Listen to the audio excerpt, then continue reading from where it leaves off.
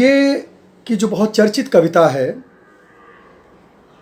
जिसमें वो कहते हैं कि अगर मैं तुमको ललाती साँझ के नभ की अकेली तारिका अब नहीं कहता, या शरद के भोर की निहार न्यायी कुई टटकी कली चंपे की वगैरह, तो नहीं कारण कि मेरा हृदय उथला या कि सूना है, या कि मेरा प्यार मैला है, बल्कि केवल यही ये उपमान मैले हो गए हैं। देवता इन प्रतीकों का कर गए हैं कूच। आप देखेंगे कि यहाँ पर कवि कुछ नए उपमान प्रस्तावित कर रहा है, और जो नए उपमान प्रस्तावित कर रहा है उसका संबंध श्रम सौंदर्य से है, कृषि सौंदर्य से है, जीवन के संघर्ष के सौंदर्य से है, सामंती सौंदर्य के उपमानों से नहीं है, बल्कि सर्वहारा के संघर्ष से खिले हुए फूलों से है। लेकिन अगर इसको थोड़ा बदल कर देखें और केवल इस शब्द पर, पद पर हम ध्यान दें कि उपमान मैले हो गए हैं, तो क्या ऐसा नहीं लगता कि हमने अपने प्राकृतिक जो हमारे उपादान थे, जिनसे हम कभी अपने सौंदर्य की, अपने हार्दिक सौंदर्य की उपमाएं दिया करते थे, तुलनाएं किया करते थे, क्या वे अब वैसे ही बचे हैं? और यहीं से मुझे लगता है कि पर्यावरण की कुछ नई चिंताएं हमारे समक्ष जुड़ने लगती हैं। जैसे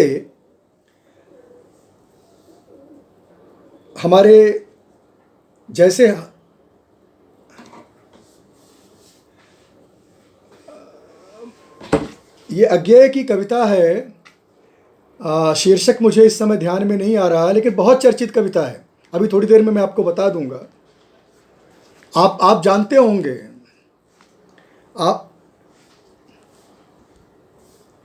वो तो संग्रह का नाम है।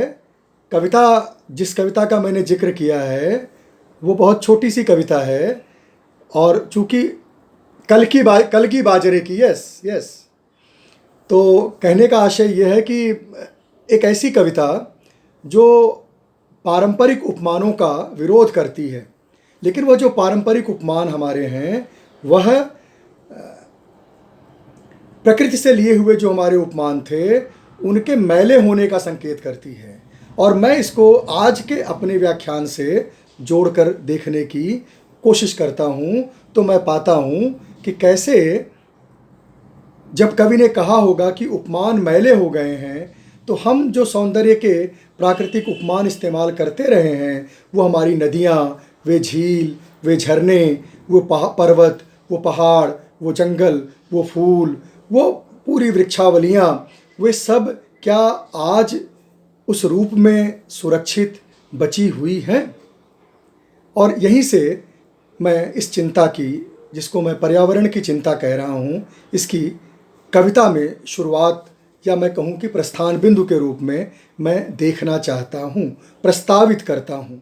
मेरा कोई दबाव नहीं है, ये एक तरह का प्रस्ताव है कि पहली बार उपमानों के मैले हो जाने, प्राकृतिक उपमानों के मैले हो जाने का एक संकेत हम यहाँ पर पाते हैं। मैं कह रहा था कि हमारे अवध में, जहाँ से मैं आता हूँ, वहाँ पर एक आशीर्वाद देने की परंपरा है। वर वधू को आशीर्वाद दिया जाता है, और वर वधू को आशीर्वाद देते हुए जो पंक्तियाँ बोली जाती हैं, आज वो पंक्तियाँ संकट में हैं। और वो पंक्ति होती है कि जब लो गंग जमुन जल धारा, अचल रहे अहिबात तुम्हारा। यानी जब तक गंगा और यमुना की जलधारा अबाधित रूप से प्रवाहमान रहेगी, तब तक तुम्हारा सौभाग्य सुरक्षित रहेगा, तुम्हारा सौभाग्य बना रहेगा। अब आप देखें कि गंगा की धारा और यमुना की धारा अपने पूरे यात्रा क्रम में कितने ही स्थानों पर बाधित हुई है। और ऐसे में यह जो पारंपरिक आशीर्वाद है वह अब डराता है और कई बार हम अपने बहुत ही प्रिय को यह आशीर्वाद देने से बचते हैं।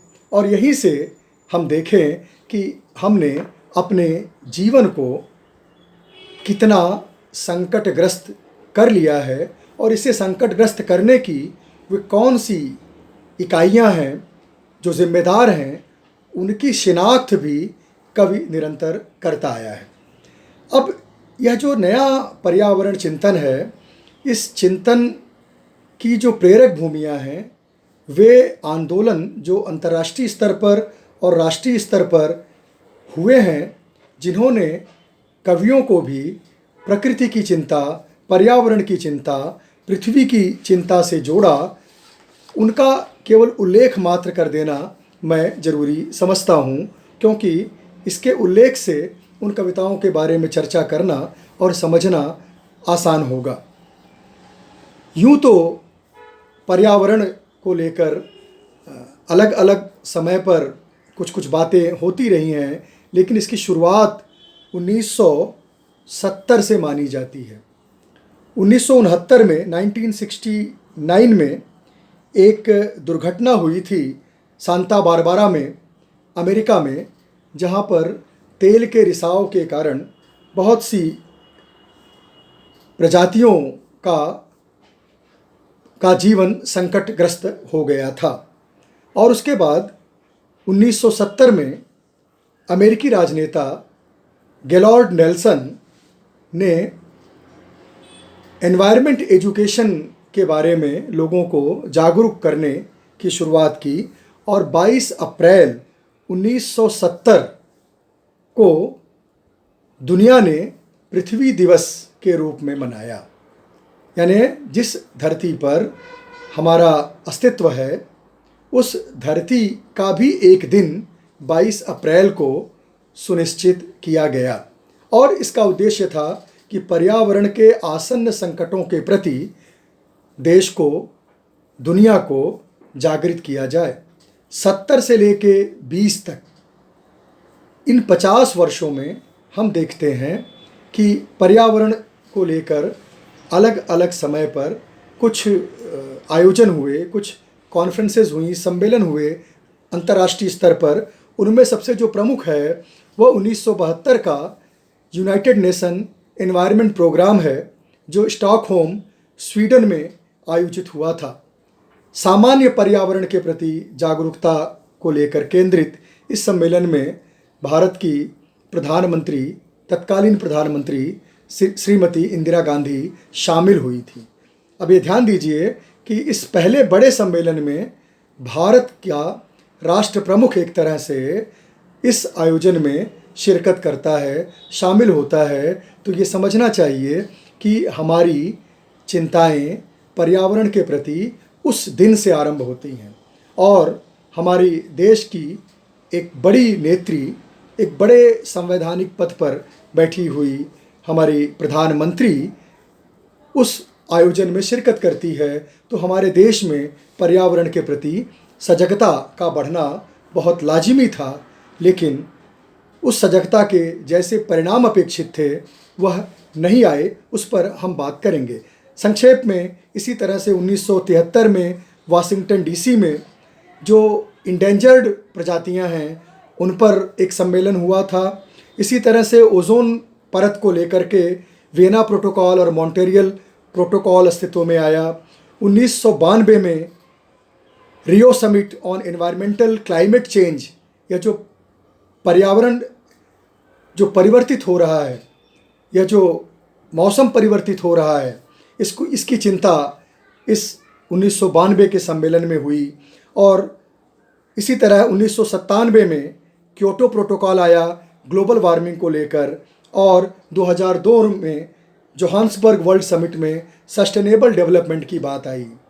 एक वहनीय विकास की जिस रफ्तार में हम आगे बढ़ रहे हैं और जिसको हम विकास के जिस मॉडल को हम गले लगाते जा रहे हैं, यह विकास स्थिर रहे।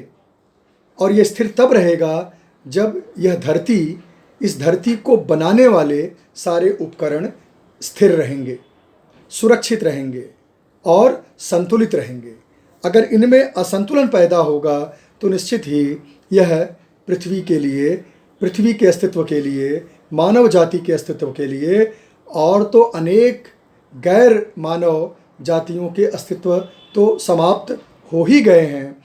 ऐसे में देर से ही सही, लेकिन हम लोगों ने, दुनिया ने जागने की कोशिश की थी।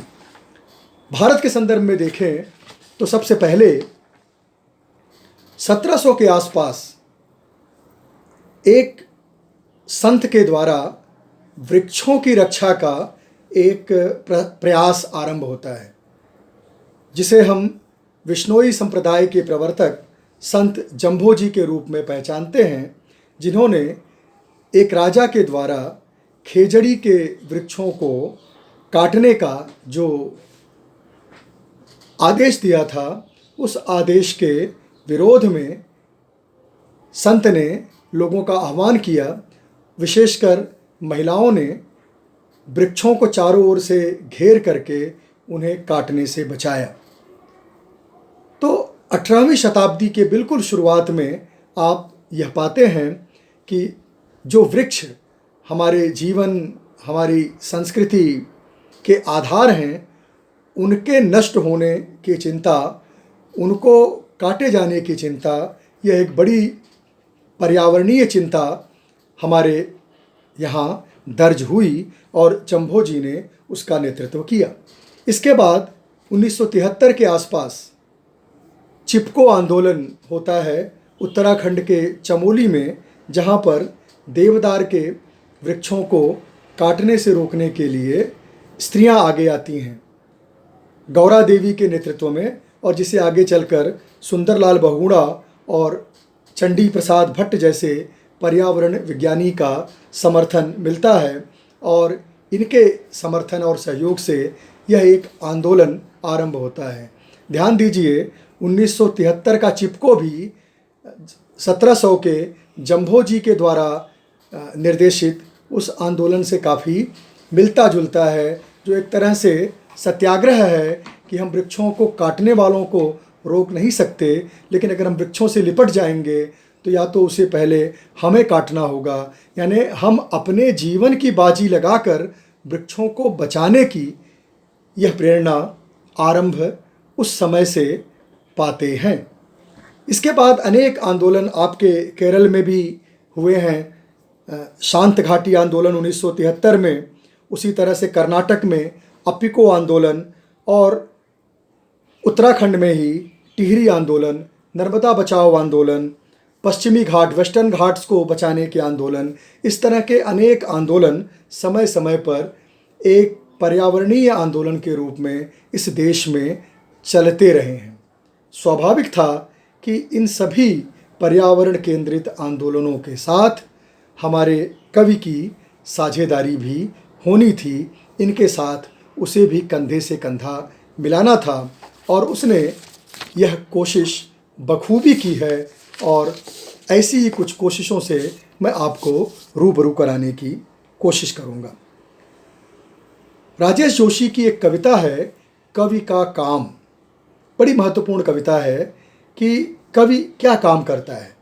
तो वो लिखते हैं कि मसलन बहुत सारे कठिन कामों में एक कठिन काम है नदियों की कलकल करती आवाज़ों का अनुवाद करना। नदियों की कलकल करती आवाज़ों का अनुवाद करना। अब इस एक पंक्ति को अगर हम व्याख्यायित करें तो आप इसके अनंत आशयों से जुड़ सकते हैं। नदी की वह कलकल जो आज के 300-500 वर्ष पहले जिस तरह से वह मुखरित होती थी, क्या वह आज बची हुई है?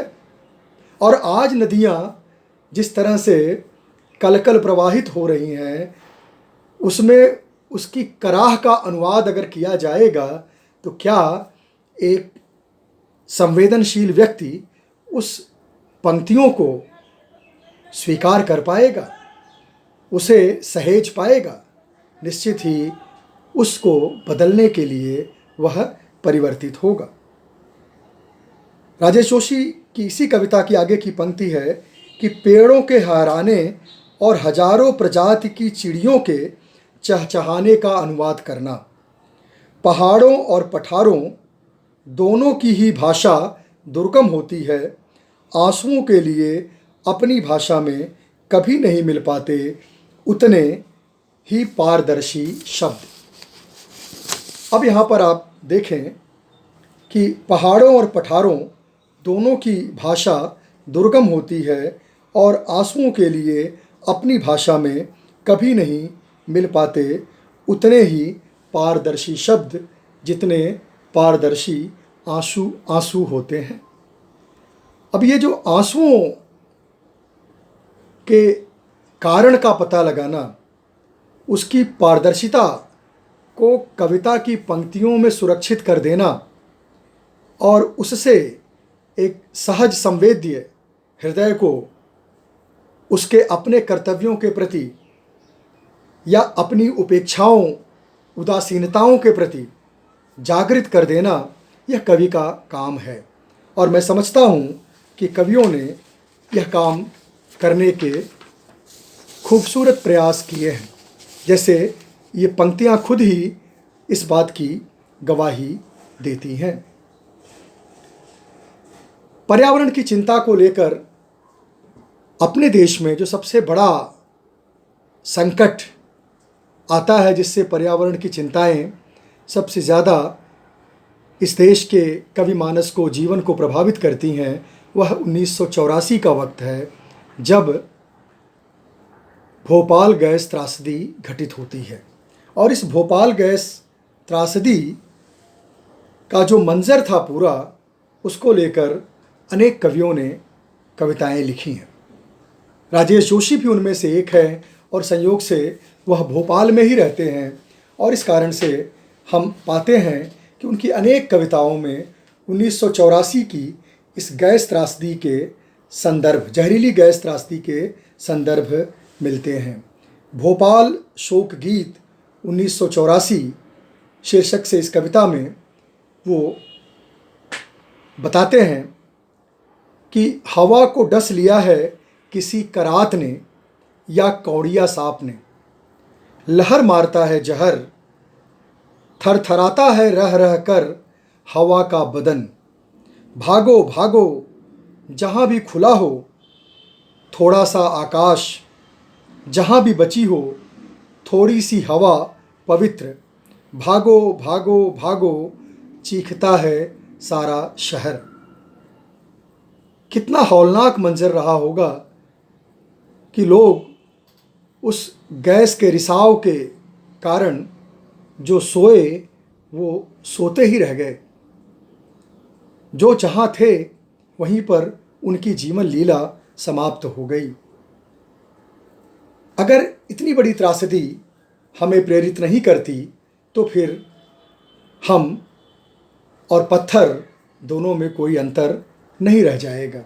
और पत्थर को भी हम नाहक ही बदनाम करते हैं, क्योंकि पत्थर तो खुद कहता है कि हम आप जितने कठोर नहीं हैं, क्योंकि हमें तो आपने ही तराशा है और तराश कर ऐसे खूबसूरत, ऐसे कोमल, ऐसे मसृण मूर्तियाँ गढ़ी हैं कि हमारी कठोरता कहीं नज़र नहीं आती, लेकिन इंसान के भीतर इतनी कठोरता हो गई है कि वह अपने ही परिवेश को, अपने ही जीवन को और आसपास के सौंदर्य को वह नष्ट कर रहा है और तनिक भी उसे कोई चिंता नहीं होती। 1977 में लीलाधर जगूड़ी का संग्रह आता है बची हुई पृथ्वी, जिसमें अनेक कविताएं हमें मिलती हैं जो पृथ्वी की चिंता को लेकर, पृथ्वी के पर्यावरण की चिंता को लेकर लिखी गई हैं। मदन कश्यप की एक कविता संग्रह है, लेकिन उदास है पृथ्वी, और पृथ्वी की उदासी को उन्होंने अनेक कविताओं में प्रकट करने का सराहनीय कार्य किया है। पृथ्वी की उदासी क्यों है, किस कारण से है, उसको लेकर कवि की जो चिंताएं हैं वह भूमंडलीकरण के दौर की चिंताएं भी हैं, प्राकृतिक संसाधनों के अपरिमित दोहन की चिंताएं हैं। गांधी जी ने कभी कहा था कि यह प्रकृति हमारी ज़रूरतें तो पूरा कर सकती है, लेकिन यह हमारी लालच को कभी पूरा नहीं कर सकती। हमारी जो लालच है, हमारी जो आकांक्षाएं हैं, हमारी जो हवस है, वह इस पृथ्वी के साथ कैसा बर्ताव कर रही है, कवि की इन पंक्तियों में द्रष्टव्य है, जिसमें वे लिखते हैं कि जिनकी आकांक्षाएं छेद रही हैं ओजोन की रक्षा परत, जिनकी ऐंषणाएं रौंद रही हैं पर्वतों की छातियां, जिनकी तृषा पी जाती है सारी नदियों का स्वच्छ जल, जिनकी लिप्सा निगल जाती है पूरी वसुधा की हरियाली, अम्ल मेघ बनकर बरसती है जिनकी लालसा, वही सभ्य और महान लोग। अब बताइए कि जिसमें जितनी हवस है, जिसमें जितनी लालच है, वही आज के समय में अपने को सभ्य होने का दावेदार है, अपने महान होने की दावेदारी ठोक रहा है।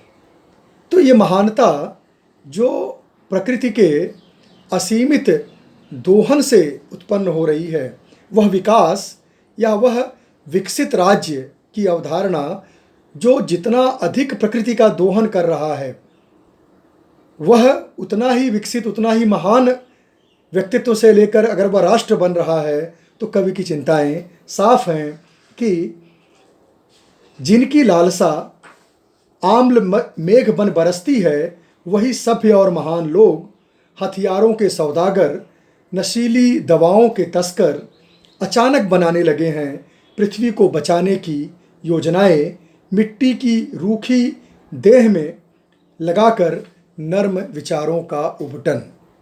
यह जो द्वैध है, वे लोग जो प्रकृति के क्षरण के लिए दोषी हैं, जिम्मेदार हैं, जिन पर कार्यवाही सुनिश्चित करना आज का जरूरी कर्म है, वे ही इस पर्यावरण की रक्षा के सबसे बड़े दावेदार सिद्ध हो रहे हैं और वे सबसे बड़े पुरस्कारों को भी प्राप्त करने की कोशिश कर रहे हैं। कवि का काम ही यही है कि वह ऐसे षड्यंत्रों को जनता के सामने, अपने पाठकों के सामने, सहृदयों के सामने इस रीति से उद्घाटित करे कि हम अपने आसपास के परिवेश में ही स्वयं ऐसे प्रकृति के दोषियों की शिनाख्त करने की स्थिति में आ जाएं। और कवि कहता है कि पृथ्वी को बचाने से पहले ऐसे लोगों से पृथ्वी को बचाने की ज़रूरत है।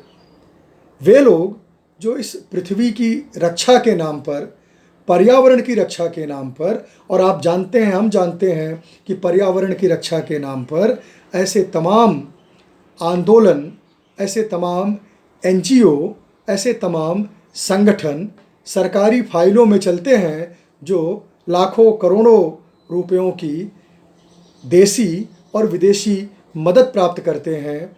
और आपको बता दें कि ऐसे आंदोलनों को चलाने वाले इनके मुखिया और संगठनों को आर्थिक मदद देने वाले वे लोग होते हैं जो स्वयं पर्यावरण को प्रदूषित करने, उसको नष्ट करने के लिए जिम्मेदार होते हैं। ये बड़ा अजीब सा समीकरण है कि वे लोग ही पर्यावरण को नष्ट कर रहे होते हैं और उन्हीं के फंड से, उन्हीं के कॉरपोरेट सोशल रिस्पॉन्सिबिलिटी के तहत दिए गए धन से कुछ संगठन पर्यावरण की रक्षा की आवाज़ भी उठाते हैं। तो आप समझ सकते हैं कि संकट कितना गहरा है कि कवि को लिखना पड़ता है। और मदन कश्यप लिखते हैं कि बचाओ सबसे पहले उन रक्षकों से बचाओ जो अपनी हविष के लिए बचा रखना चाहते हैं पृथ्वी को, बम बरसाकर धुएं की चिंता करते हैं।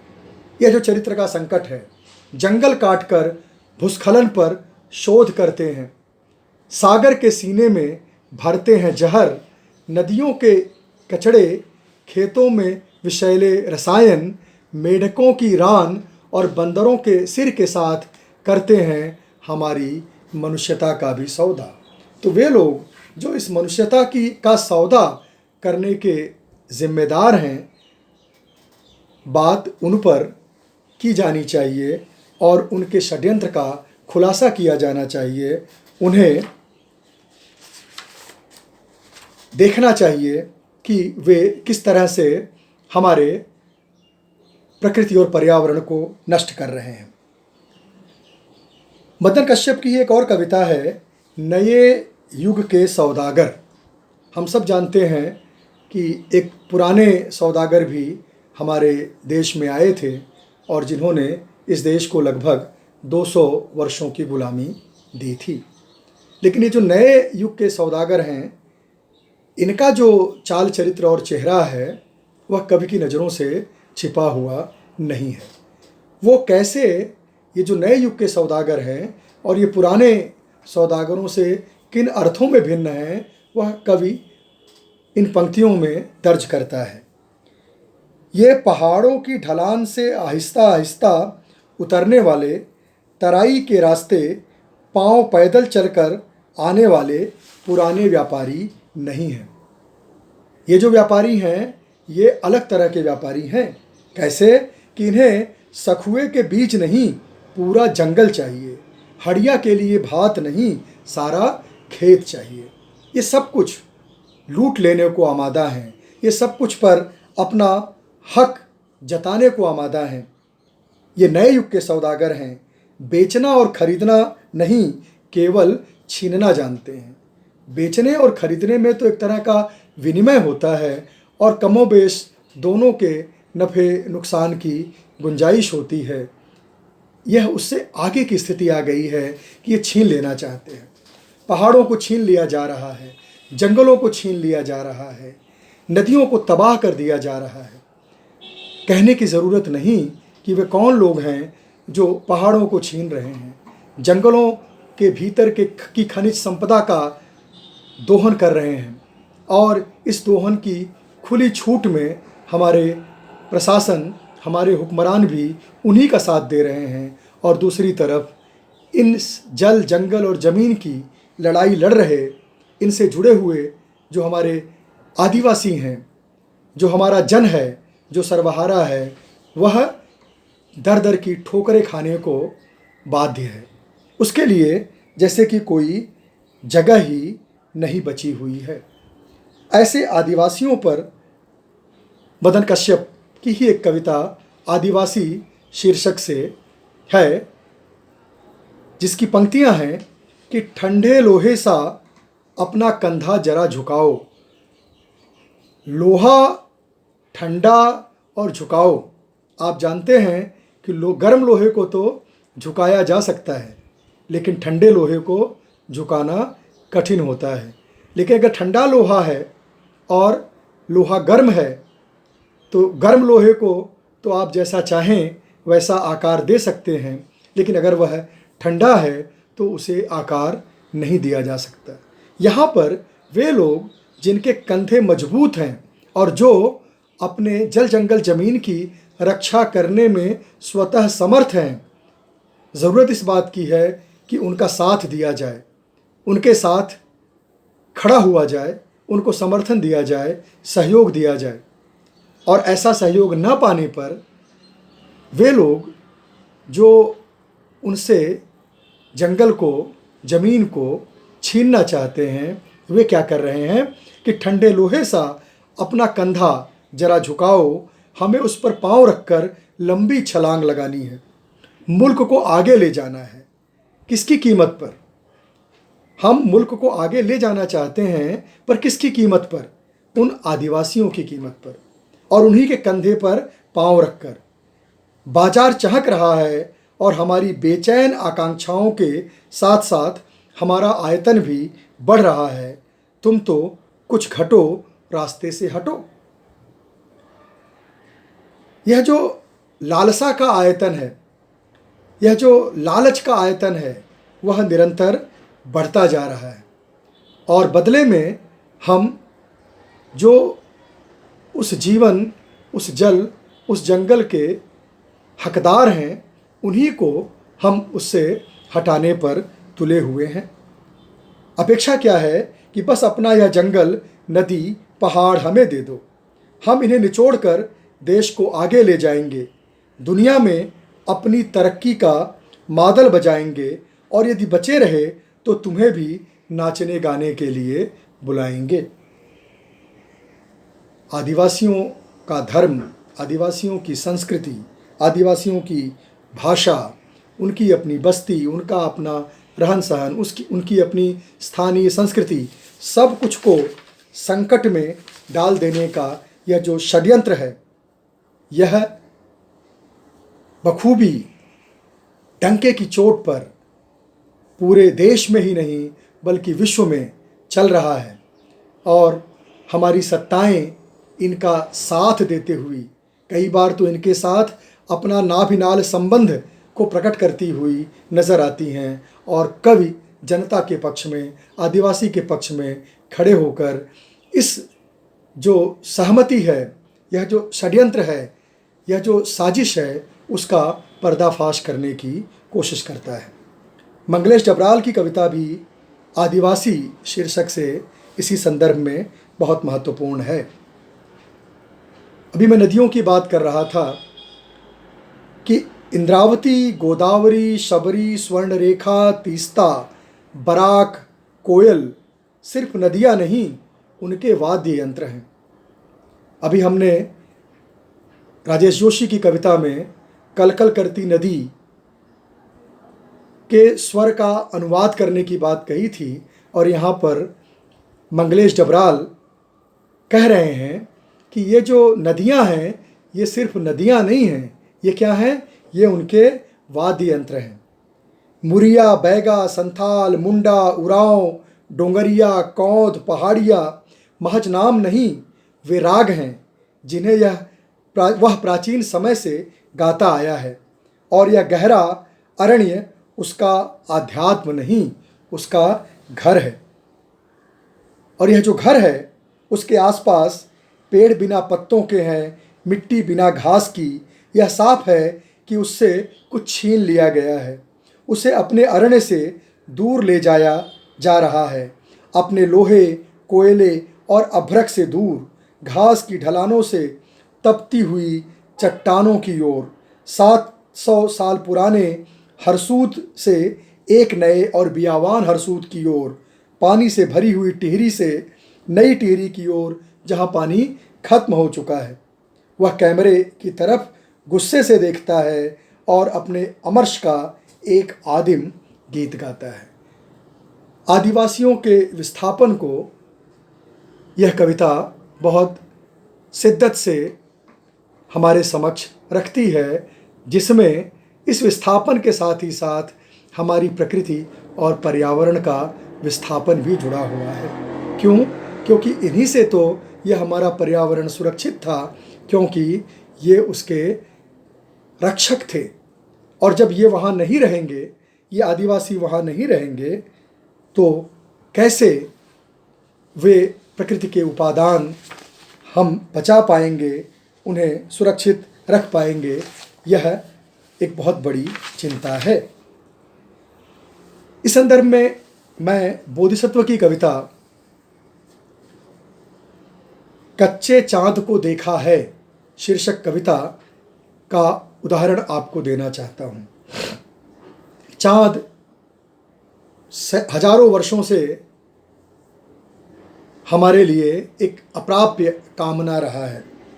वह एक ख्वाब की मानिंद, एक जिंदगी के जैसा, एक जीवन का प्रतिरूप, एक चाहत का संसार बनता रहा है। और यह जो चांद है, इस चांद को कवि कहाँ देख रहा है? वह देख रहा है उपलों में। वह लिखता है कि गोबर और चिकनी मिट्टी से बने चांद को, भूसी और पुआल से बने चांद को, कुम्हार के चाक पर चढ़े चक्कर काटते चांद को, ऐसे चांद को जिसकी छाती पर खड़ाऊ पहनकर टहल गया है कोई अभी अभी। ये खड़ाऊ पहनकर टहल जाना ये लोक का बिंब है कि जैसे किसी ने गोल गोल उपले बनाए हों और वह अभी सूख नहीं पाया है और सूखने के पहले ही किसी ने उसको बिगाड़ दिया, उसे खराब कर दिया है। यहाँ पर कवि चाँद का बिंब उस उपले में देख रहा है और पूरी कायनात को किस तरह रौंदा जा रहा है, किस तरह नष्ट किया जा रहा है और इसके चलते वह कैसा दुखमय समय आया है, उसकी शिनाख्त यहाँ कवि कर रहा है कि देखो आकाश में चाँद की सिसकी व्याप रही है।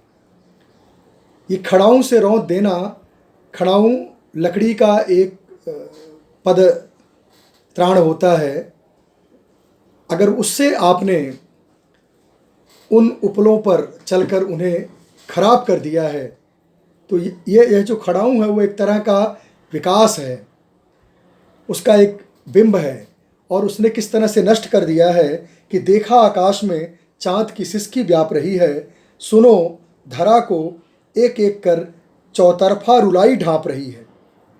तुम्हें जितना दौड़ना है दौड़ो, लेकिन देख लो तुम किसी चाँद पर तो नहीं दौड़ रहे। बहुत ही अर्थगर्भित पंक्ति है यह कि तुम्हें दौड़ना है दौड़ो, लेकिन तुम किसी चाँद पर तो नहीं दौड़ रहे हो। और यह चाँद हम सब की हसरतों का चाँद है, यह हम सब के जीवन की संभावनाओं का चाँद है। यह सब एक बहुत ही अदना सा, एक बहुत ही गरीब, एक बहुत ही मामूली व्यक्ति की जो बहुत ही न्यूनतम आवश्यकताएं हैं, अगर उनको भी उनसे आप छीन लेना चाहते हो तो यह संसार रुलाई से बच नहीं सकता और उस रुलाई से, उस रुदन से तुम्हारे कान भी बच नहीं सकते।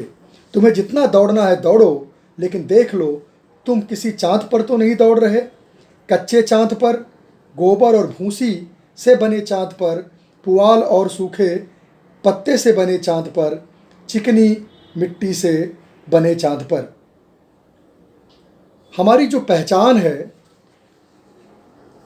वस्तुओं की, वह भी कितनी छिजती जा रही है, कम होती जा रही है। कवियों ने इसकी ओर भी अनेक कविताओं में संकेत किए हैं कि हम जो पर्यावरण के साथ, प्रकृति के साथ जो हमारा तादात्म्य भाव संबंध था, वह कितना अब टूट गया है, कितना वह एक दूसरे से दूर हो गया है कि बोधिसत्व की ही एक कविता है फूल, पंछी और आदमी, जिसमें वो कहते हैं कि इतना चल चुका हूँ इस पृथ्वी पर, फिर भी कितने कम फूलों को जानता हूँ उनके नाम से, कितने कम को पहचानता हूँ उनकी महक से, कितने कम पंछियों को पहचानता हूँ उनकी आवाज़ से, उनके पंखों से निकली धुन से। तो यह जो सृष्टि में इतने सारे जीव जंतु हैं, इन सब का सहभाव है। सभी को इस धरती पे रहने देना है, सभी के हक की यह धरती है, अकेले मनुष्यों के हक की धरती नहीं है। और ऐसे में वह जो सभ्यता का मॉडल हम सब ने अपना लिया है, उसकी आलोचना कवि अपनी पंक्तियों में, कविताओं में करता है और अपने पाठकों को उसके प्रति संवेदित करता है। अब आप देखें कि बद्रीनारायण की एक कविता है चिड़िया रे। चिड़ियों को संबोधित करते हुए बद्रीनारायण लिखते हैं कि चिड़िया रे, चिड़िया होने का अर्थ फाड़ दो, मछली रे, मछली होने का अर्थ काट दो, लड़की चिंदी चिंदी कर दो, लड़की होने का अर्थ। क्यों ऐसा करना है? क्योंकि इसी अर्थ के चलते तुम्हारा शोषण हो रहा है, इसी अर्थ के चलते तुम्हारे साथ विश्वासघात हो रहा है, इसी अर्थ के चलते तुम्हें मोहरा बनाया जा रहा है और तुम्हें बर्बाद किया जा रहा है। और इसीलिए अब यह ज़रूरी हो गया है कि यह जो अर्थ है, इस अर्थ से विस्तार करो, इससे आगे बढ़ो। और जिसमें वो लिखते हैं कि पृथ्वी के नीचे फैली जड़ों, पेड़ों के बिंब में अपने प्रति होने वाले अन्याय के खिलाफ रख दो मांग पत्र, पत्तियों उठो और कहो कि फूल के बनाने में तुम भी शामिल हो। सभ्यताओं के तत्वों सब मिलकर सभ्यताओं का अर्थ ही बदल डालो। रागों में पूर्वी राग, अपने लिए शास्त्रीय संगीत में जगह मांगो। और फूट नोटों, तुमसे मैं कहते कहते थक गया कि उठो और धीरे धीरे पहुंच जाओ लेखों के बीच में। यानी अपनी भूमिका को समझो और अब तक जिस अन्याय शोषण को सहा है, उस अन्याय और शोषण से संघर्ष का रास्ता अपनाओ। पानी को लेकर अनेक कविताएं मिलती हैं। कहते हैं धरती का 3 भाग जल है और 1 भाग स्थल है। तो इतना, और हमारे शरीर में भी इसी तरह से कहा जाता है कि एक बहुत बड़ा हिस्सा पानी का है। हरिश्चंद्र पांडे की कविता है भूमिकाएं खत्म नहीं होती संग्रह में पानी शीर्षक से, जिसमें वो एक बहुत ही संवेदनशील बिंब हमारे समक्ष रखते हैं। और वो बिंब क्या है कि एक मृतक को उसका अंतिम संस्कार किया जा रहा है, उसे जलाया जा रहा है, और ऐसे में उस आखिरी क्षण में भी उस मनुष्य का साथ कौन निभा रहा है? वह पानी निभा रहा है, जिस पानी के प्राकृतिक स्रोतों को सबसे ज़्यादा नष्ट करने का गुनहगार यह मनुष्य स्वयं है। देह अपना समय लेती है, निपटाने वाले चाहे जितनी जल्दी में हो। अक्सर यह देखा जाता है कि अंतिम संस्कार कराने गए परिजन यह सोचते हैं कि कितनी जल्दी से उन्हें मुक्ति मिले। और कवि लिखता है कि देह अपना समय लेती है, निपटाने वाले चाहे जितनी जल्दी में हो। भीतर का पानी लड़ रहा है बाहरी आग से। घी, जौ, चंदन आदि साथ दे रहे हैं आग का, और पानी देह का साथ दे रहा है। यह जो पानी आपके शरीर में है, हमारे शरीर में है, यह आखिरी समय तक हमारे साथ है, हमारी देह के साथ है। यह देह की दीर्घ संगत का आंतरिक सखा भाव था, जो देर तक लड़ रहा था देह के पक्ष में। बाहर नदियां हैं, भीतर लहू है, लेकिन केवल ढलान की तरह भागता हुआ नहीं। बाहर समुद्र है नमकीन, भीतर आंखें हैं, जहां गिरती नहीं नदियां, जहां से निकलती हैं। यानी पूरी प्रकृति को मनुष्य के भीतर ही कवि देख रहा है, और यहाँ पर भी वही खारा समंदर है, लेकिन यहाँ पर नदियाँ गिरती नहीं, बल्कि नदियाँ यहाँ से निकलती हैं। बाहर नदियाँ हैं, भीतर लहू है, लेकिन केवल ढलान की तरफ भागता हुआ नहीं। बाहर समुद्र है नमकीन, भीतर आँखें हैं, जहाँ गिरती नहीं नदियाँ, जहाँ से निकलती हैं। अलग अलग रूपाकारों में दौड़ रहा है पानी, जड़ से शिराओं तक फैला हुआ है, भीतर ही भीतर उसी में बह रहे हैं रंग, रूप, स्वाद, आकार। ध्यान से देखें तो यह पूरा जो शरीर जिस पंच तत्व से निर्मित हुआ है, उसकी ओर कवि संकेत करता है। अनेक कविताएं मैं संदर्भित कर सकता हूं, और जब तक हमारे पास समय होगा या समय अनुमति देगा, हम बहुत सी कविताओं को आपके समक्ष लाना चाहेंगे।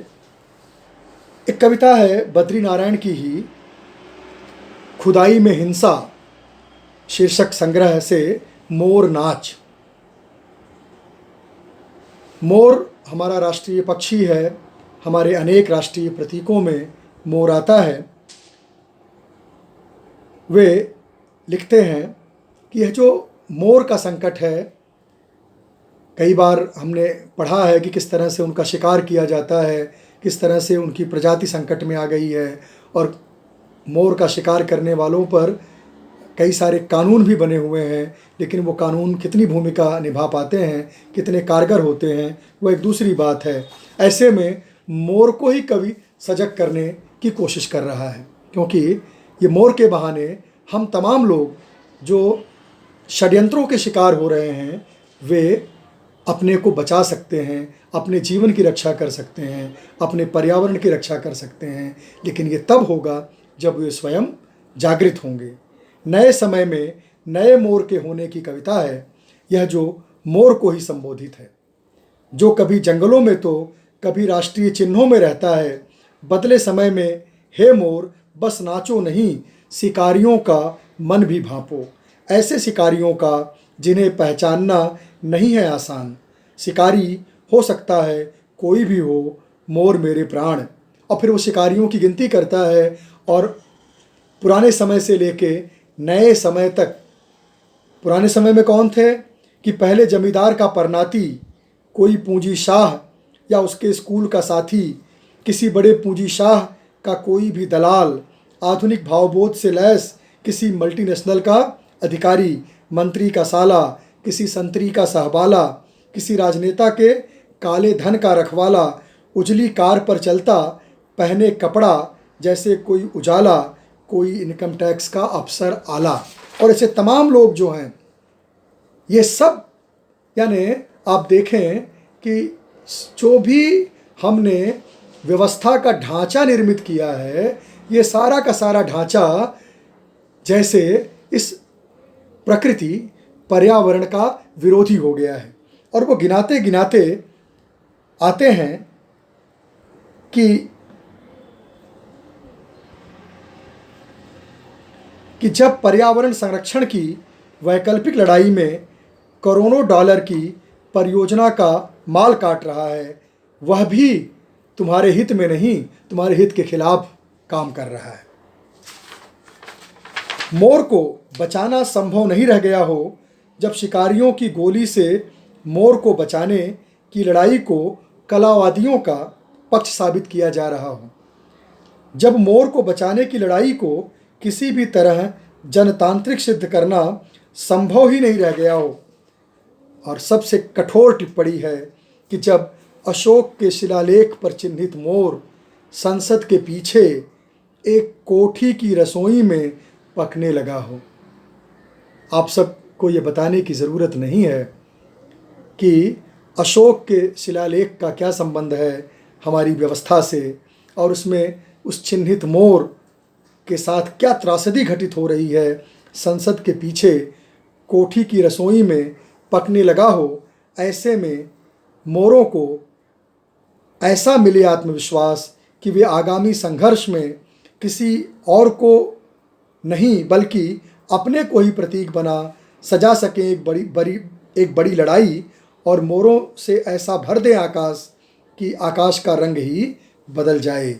मोर चाहे मेरे मन का हो या सावन के बाग के, सोचे सजग हों और सचेत हो जाएं।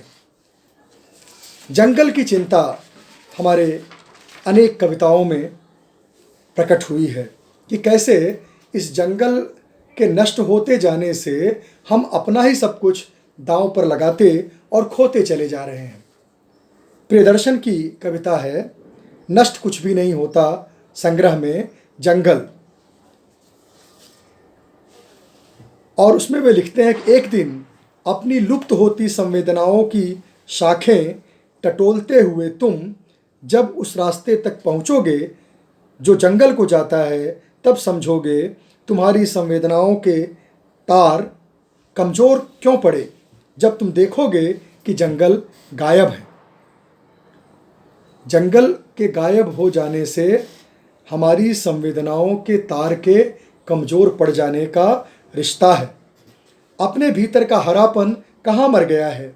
एक दिन जब तुम खुद ढूंढना चाहोगे, तुम्हें जंगल को तलाशने की ज़रूरत महसूस होगी, और तब तुम्हें पता चलेगा कि सिर्फ जंगल ही नहीं कटा है, तुम्हारी जड़ें भी कट गई हैं, और तुम ठूठ होकर खड़े हो उस बलुआहे मैदान में जहाँ हर उर्वर संभावना मर चुकी है।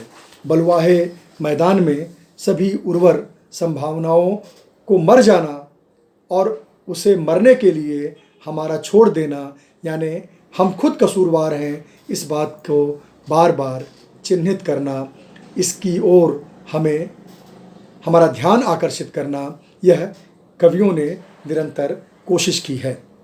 विजय शंकर चतुर्वेदी का संग्रह है पृथ्वी के लिए तो रुको, और पृथ्वी के लिए रुको शीर्षक कविता में वो कहते हैं कि करोड़ों दिन रात लगाकर बनाए गए उसके पहाड़, यहाँ पर भी यह जो प्रकृति के जो पहाड़ हैं, जो नदियाँ हैं, जो झील हैं, जो जंगल हैं, जो वृक्ष हैं, उन सब को कैसे हम नाशुक्री कौमों ने नष्ट कर दिया है, बर्बाद कर दिया है।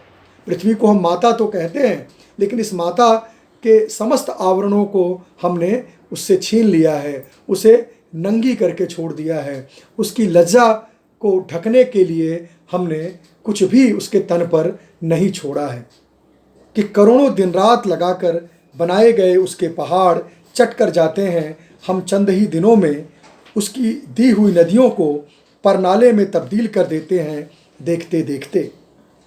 माता, हम वामन से भी बड़े अवतार हैं। हमने माप लिया है तुम्हें एक ही अंगुल में और चूस कर फेंक दिया दशहरी आम की तरह। निकालते जा रहे हैं खनिज और तेल तुम्हारी धमनियाँ काट काट कर। तमाम नदियों के उद्गम स्थल मुद दिए हैं हमने प्लास्टिक की बोतलों से। पहाड़ों की चोटियों पर लहरा रहे हैं हमारे पॉलीथीन के झंडे, लेकिन किसी से नहीं कहती हो तुम कि पेड़ों पर चला एक कुल्हाड़ा काट डालता है मनुष्यता का पाँव। अब आप देखें कि किस तरह से कवि धरती को बचाए रखने और इस धरती को नष्ट करने वाले हम सभी धरती की ही औलादों, क्योंकि हम धरती को माता कहते हैं, हम खुद उसके प्रति हमारे भीतर शुक्राना नहीं है, शुक्रिया का भाव नहीं है। एक वृक्ष है, वह कविता में किस रूप में आता है और हमारी पूरी परंपरा, हमारी संस्कृति को वह प्रकट करता है।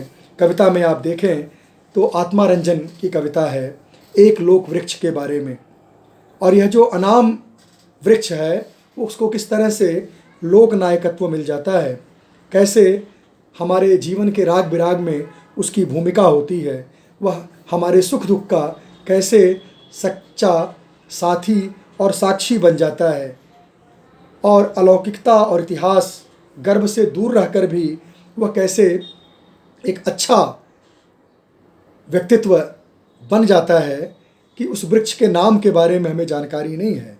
सब कुछ जानने वाले भी कुछ नहीं जानते तुम्हारे बारे में। चिड़िया की भाषा में चहकते हो तुम, बूंदों की भाषा में थिरकते, बसंत और पतझड़ की भाषा में खेलते और सुबकते, चीख तक के लिए इस बहरे समय में जानेगा भी कौन तुम्हारे निशब्द। राजेश जोशी का भी कविता का संग्रह है एक दिन बोलेंगे पेड़, और यहाँ इस पेड़ के बारे में समूची मानवीय हलचल में डोलते लहराते रहे हो, एक ठेठ लोक नायक हो तुम। ध्यान दीजिए वृक्ष पर लिखी इस कविता, और अभी मैंने अंतिम संस्कार करते समय अग्नि पर जलते हुई लाश के भीतर, मनुष्य के शरीर के भीतर का पानी किस तरह संघर्ष कर रहा है, और एक वृक्ष को बचाए रखने की अभिलाषा नरेश सक्सेना की कविता में कैसे प्रकट होती है कि जहाँ पर वे लिखते हैं कि लिखता हूँ अंतिम इच्छाओं में क्या कि बिजली के दाह घर में हो मेरा संस्कार।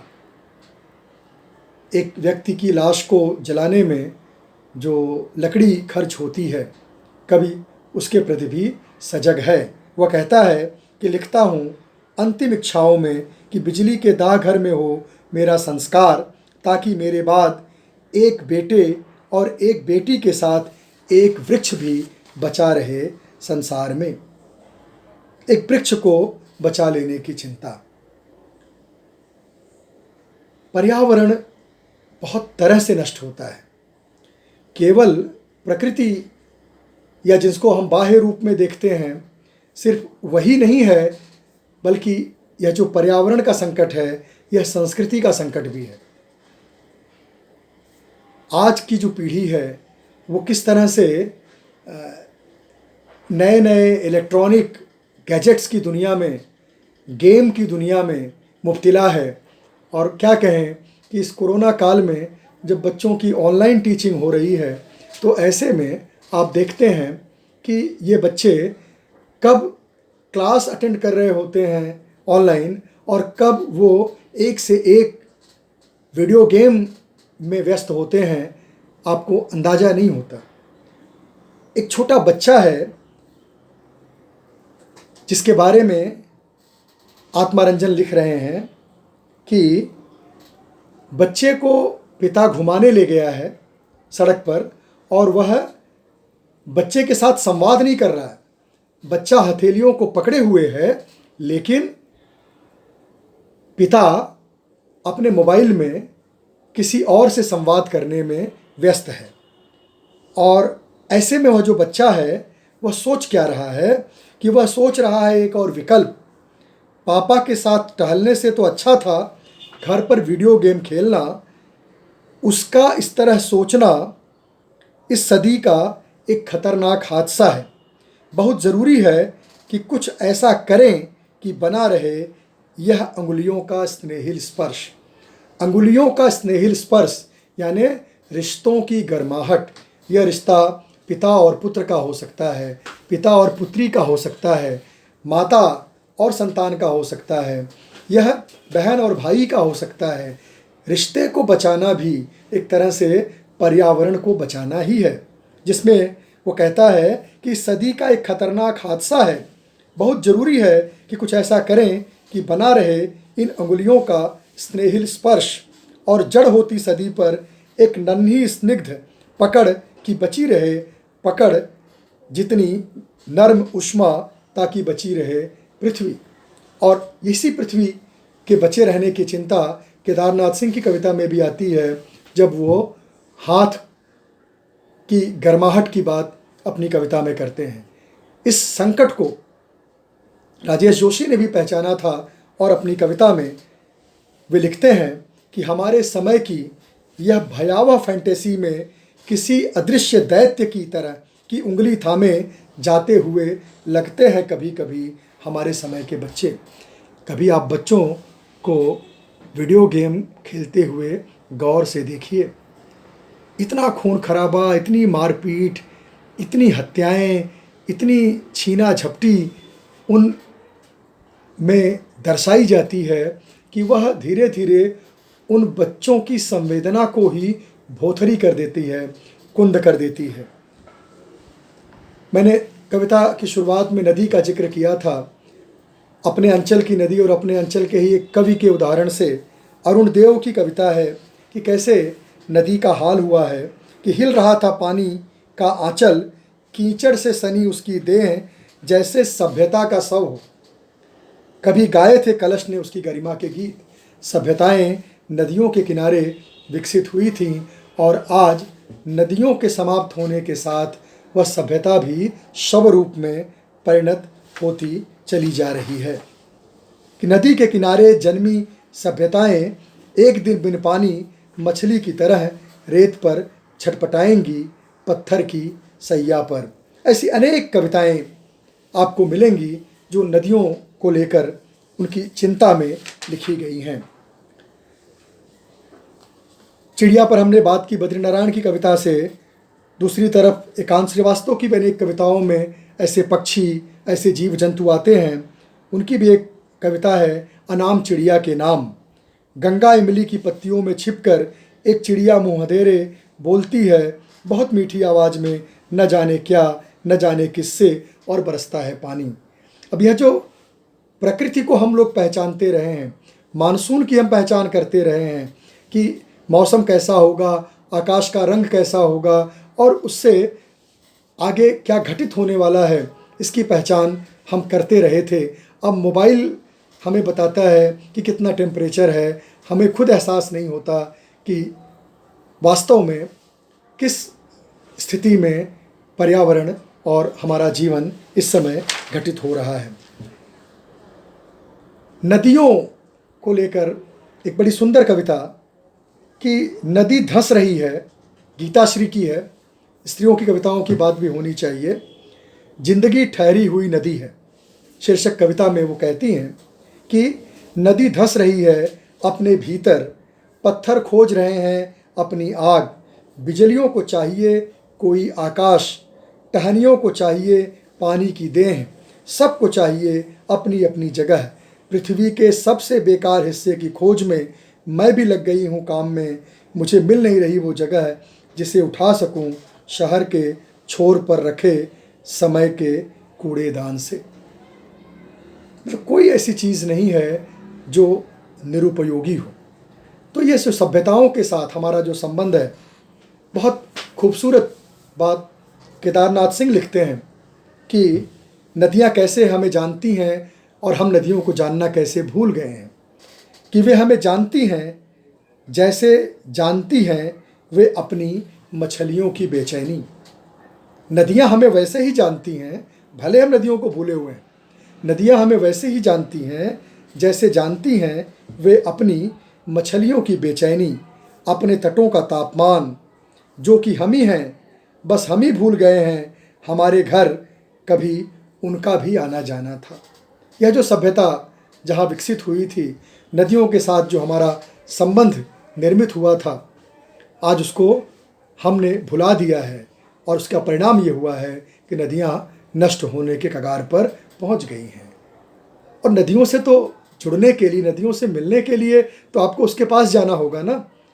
इस कोरोना काल में हम और आप तो इस प्लेटफॉर्म पर संवाद तो कर सकते हैं, लेकिन नदियों के पास हम तब जा पाएंगे जब हम वहाँ चल कर जाएंगे। राजेश जोशी बहुत खूबसूरती से कहते हैं कि नदियों से बात करना चाहता हूँ इस समय, पर टेलीफोन पर यह मुमकिन नहीं है। नदियों से बात करना चाहता हूँ इस समय, पर टेलीफोन पर यह मुमकिन नहीं है, और उन दरख्तों के पास भी मेरा कोई नंबर नहीं है। तो हमारे और आपके बीच संवाद का सेतु अगर नंबर हो जाए, अंक हो जाए, अब इस नंबर और अंक की अर्थछाया को आप बहुत दूर तक ले जा सकते हैं, तो आप समझ सकते हैं कि हमारा जो रिश्ता है वह किस संकट पर की कगार पर पहुंच चुका है। स्त्रियों की कविता की बात हम कर रहे थे, तो आदिवासी स्त्रियों की जो कविताएं हैं वह भी बड़ी महत्वपूर्ण हैं। उनका भी कुछ उल्लेख यहाँ पर करना उचित होगा। जब टेबल पर गुलदस्ते की जगह बिस्लरी की बोतलें सजती हैं, ये निर्मला पुतुल की कविता का शीर्षक है। कि यह कहते हुए शर्मिंदा महसूस कर रही हूँ कि बाजार में घूमते जब प्यास लगती है तो पानी से ज़्यादा पेप्सी और स्प्राइट की तलब होती है। पता नहीं कब हमारी प्यास में घुस गया यह सब। बाज़ार ने किस तरह से हमारी प्यास को, जो बहुत ही सहज आदिम इच्छा थी, ज़रूरत थी, उसको कैसे बदल दिया है। कि हम देख रहे हैं कि पानी की जगह पर या तो बोतल बंद पानी है या फिर स्प्राइट और तमाम तरह के जो शीत पेय हैं, पेप्सी और स्प्राइट का जिक्र कविता में हुआ है, वो उन्होंने पानी की जगह को ले लिया। अब बताइए कि एक पानी जो हमारे शरीर में 3/4 भाग में उपस्थित है, वह पानी जो हमारे अस्तित्व के उस आखिरी क्षण पर भी हमसे जुड़ा हुआ हमारी रक्षा करता है, वह पानी अब पेप्सी और स्पिरिट के पर्याय में हो गया है और दूसरी तरफ बोतल के बंद पानी में। ऐसे में जब बाजार से गुजरते एक गिलास पानी मिलना कठिन हो गया है और पेप्सी आसान, नहीं चाहकर हम आसान रास्ते अपना लेते हैं दोस्त। और वे लोग जो हमारे भीतर जल, जंगल, ज़मीन बचाने का जज्बा देखते हैं, झारखंडी अस्मिता और देशज संस्कृति तलाशते हैं, उन्हीं की संगति ने हमारी भाषा बिगाड़ दी है और प्यास बुझाने के लिए पेप्सी और स्प्राइट का चस्का लगा दिया है। जो लोग हमारे हक की लड़ाई लड़ने के लिए हमारा साथ दे रहे हैं, यानी वे तमाम जो संगठन हैं, वह पानी से ज़्यादा पेप्सी और स्प्राइट पर निर्भर हो चुके हैं। अभी पेप्सी और स्प्राइट का उपयोग आप समझ लीजिए कि वो जो उनके पास इन सब के बचाने के नाम पर जो देश और विदेश से बड़ी मात्रा में अकूत धन आ रहा है, ये उसका परिणाम है। बहुत बारीक नज़रिए से राजेश जोशी लिखते हैं कि कोशिश की, बहुत कोशिश की, पर उसे जल कह सकने का पवित्र भाव जागा ही नहीं मन में। बोतल बंद पानी की बात मैं कह रहा हूँ कि वो जो बोतल बंद पानी है, कि कोशिश की, बहुत कोशिश की, पर उसे जल कह सकने का पवित्र भाव जागा ही नहीं मन में, और पानी कहता तो गुस्ताखी होती उसकी शान में। बोतल बंद को अगर आप पानी कहेंगे तो अरे तो एकदम जैसे कि उसका आपने उसकी पूरी इज्जत ही उतार दी कि पवित्र भाव जागा ही नहीं मन में, और पानी कहता तो गुस्ताखी होती उसकी शान में। मेरे अंदर कोई पूछ रहा था लगातार, कब कब वह पानी देखूंगा जिसे पानी कहने की तसल्ली हो और जल कहने से मन भीग जाए। कविता में बहुत ही मितव्ययिता के साथ ही बात को कहा जाता है, और वह जो मित कथन होता है वही बहुत सी स्फीत विचारों को, भावनाओं को वह प्रकट करता है। निर्मला पुतुल की बात हमने की, तो एक दो और आदिवासी कविता के हस्ताक्षर रचनाकारों की भी हम बात कर सकते हैं, जिसमें एक बहुत ही चर्चित नाम जसिंता केरकेट्टा का है। वो कहती हैं कि पहाड़ टूटते हैं पर कुछ बोल नहीं सकते, जो बोल सकते हैं वे अपना मुंह नहीं खोलते, बस देखते हैं टुकुर टुकुर कैसे कोई पहाड़ जंगल ज़मीन को ट्रकों पर लाद कर ले जा रहा है।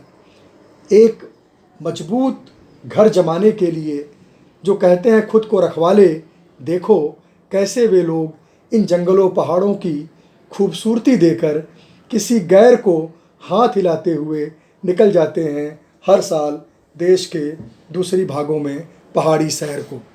यानी हमें सैर करने के लिए पहाड़ तो चाहिए, लेकिन उन्हीं पहाड़ों को नष्ट करने के हम जिम्मेदार भी हैं कि हमारे जंगल में लोहे के फूल खिले हैं।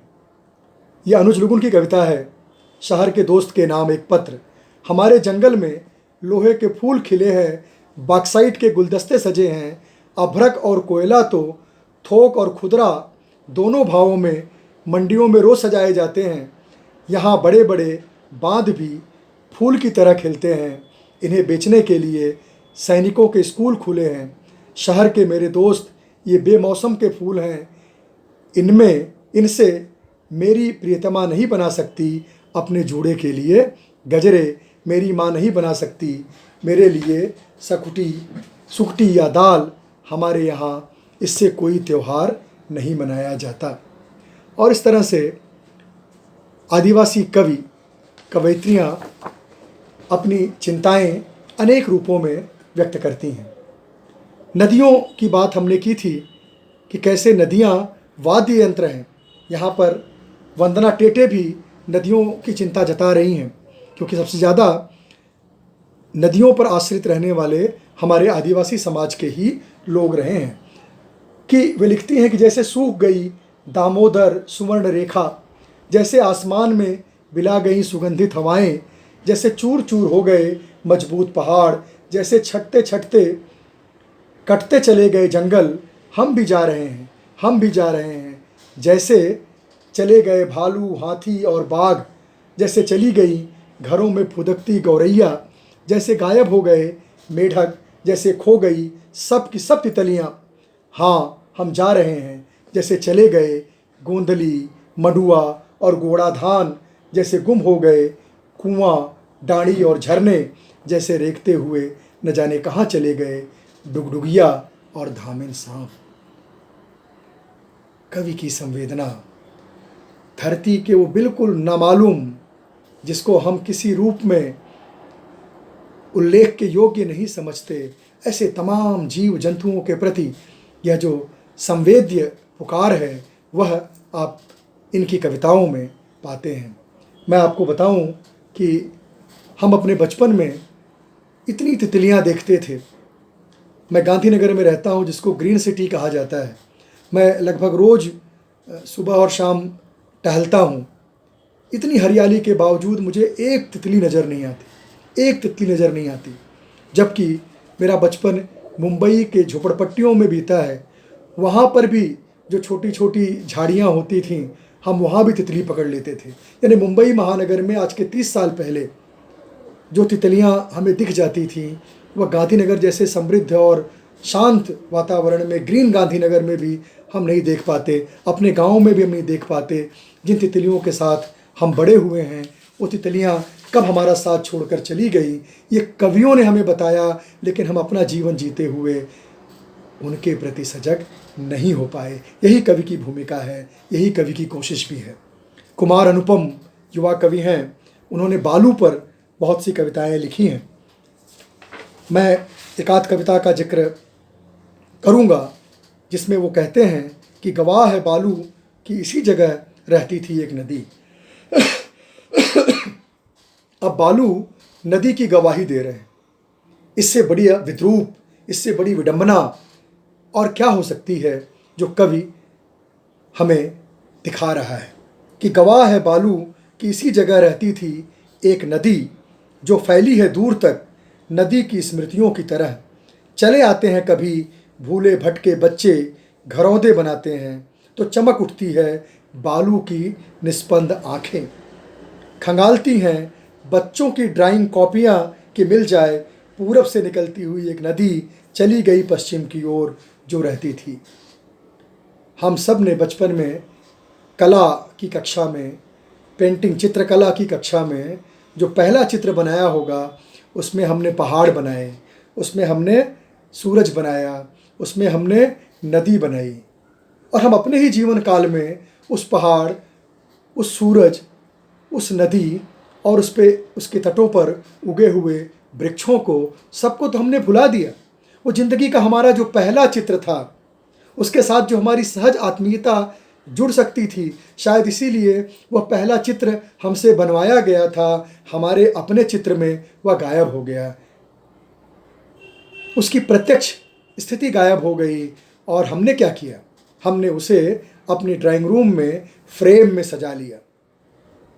कहते हैं कि पक्षी घोंसले बनाते हैं, घोंसले से उनके गृह का एक सौंदर्य निर्मित होता है, लेकिन बाजार के पास घोंसले नहीं होते, बाजार के पास तो पिंजरे होते हैं और वह पिंजरे में पिंजरा ही बेचता है। तो अगर बाजार के आप सहारे अपनी प्रकृति की चिंता करेंगे तो बाजार आपको जिस तरह से जो चिंतन देगा उससे आपकी प्रकृति, आपका पर्यावरण सुरक्षित रह ही नहीं सकता, क्योंकि वह नंबर गेम है।